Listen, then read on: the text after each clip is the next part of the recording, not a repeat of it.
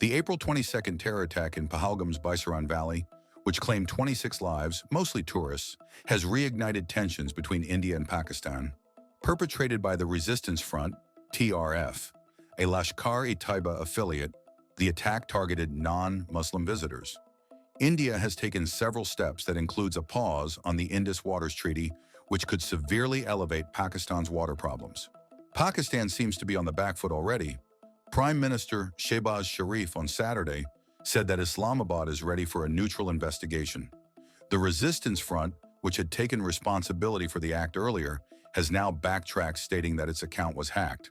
Given India's history of retaliatory actions and the scale of the Pahalgam incident, termed the deadliest since the 2008 Mumbai attacks, the likelihood of a robust Indian response is high.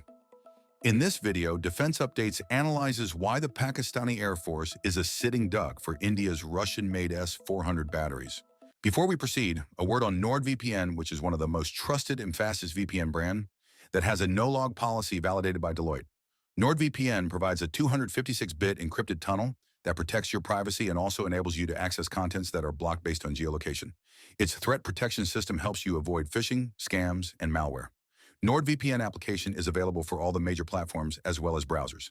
Get an exclusive NordVPN deal with massive saving by going to nordvpn.com/defense or clicking the link in the description. It's risk-free with Nord's 30-day money-back guarantee.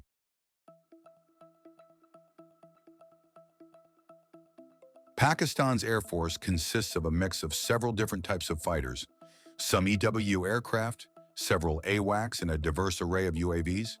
The fighter fleet includes J-10 Vigorous Dragon, 20, JF-17 Thunder, 156, F-16 Fighting Falcon, 75, Mirage 3, 58, Mirage 5, 78, and F-7, 53. Technically, the most potent of the fighters is the American-made F-16, but the aircraft Pakistan possesses are of older variants and don't incorporate the latest upgrades. JF-17 Thunder, which was developed in coordination with China, is mainly acquired for its affordability, being half as expensive as F-16. The aircraft lacks state-of-art sensors or avionics. Importantly, the service doesn't have any stealthy jets. On 5 October 2018, Indian Prime Minister Narendra Modi and Russian President Vladimir Putin finalized the deal of S-400 Triumph air defense during India-Russia bilateral annual summit held in New Delhi. The contract is worth $5.5 billion, and India will get 5 regiments of S-400. As of April 2025, 3 of these regiments have been delivered and are operational. The remaining 2 regiments are expected to be delivered by 2026, following delays attributed to the ongoing Russia-Ukraine conflict. A full S-400 regiment usually has 2 battalions, sometimes called divisions in Russian terminology. Each battalion typically has 8 launchers, and each launcher carries 4 missiles ready to fire. The S-400 air defense weapon system was developed by Russia's Almaz Central Design Bureau in the 1990s as an upgrade to the S-300 family. It has been in service with the Russian Armed Forces since 2007. It is designed to defend against aircraft including 5th-generation stealth fighters, bombers, AWACS, cruise missiles, and ballistic missiles. S-400 air defense is a package consisting of radar, a command and control center, and interceptor missiles. It can track hundreds of targets at a time and engage up to 36 targets with 72 missiles simultaneously. S-400 uses multiple radars depending on threat perception. The primary one is either the 91N6E Big Bird acquisition and battle management radar or the 92N6E Gravestone multi-mode engagement radar. These have a range of around 600 kilometers or around 370 miles. The main radar is complemented by target acquisition radars like 67N6 Gamma D, some of which have the ability to detect stealth aircraft. S-400 deploys multiple missiles to cover its strike envelope. For example, for short to medium range engagement, it has 9M96E with a range of 40 kilometers or 25 miles that has a max speed of Mach 2.6, and 9M96E2 with a range of 120 kilometers or 75 miles that has a max speed of Mach 3. For long to ultra-long range interception, it has 48N6 with a range of 250 kilometers or 155 miles that has speed of Mach 14, and 40N6 with a range of 400 kilometers or 250 miles that has a speed of Mach 14. The 40N6 missile is not just another missile, but is the crown jewel of the S-400, not only because of its range, but also because of an important characteristic.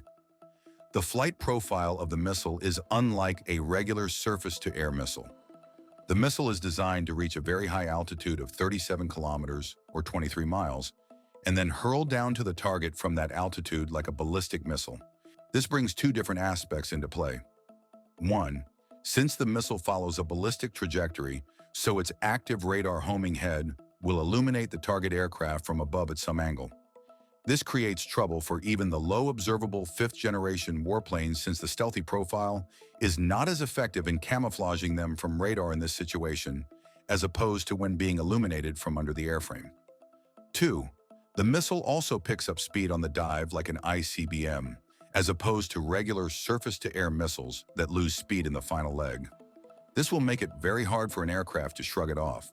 The 40N6 is also a fairly large missile and is equipped with a 300-meter radius blast-fragmented warhead that is connected to a proximity fuse. So even if the missile doesn't score a direct hit and has a near miss, the target would still be destroyed.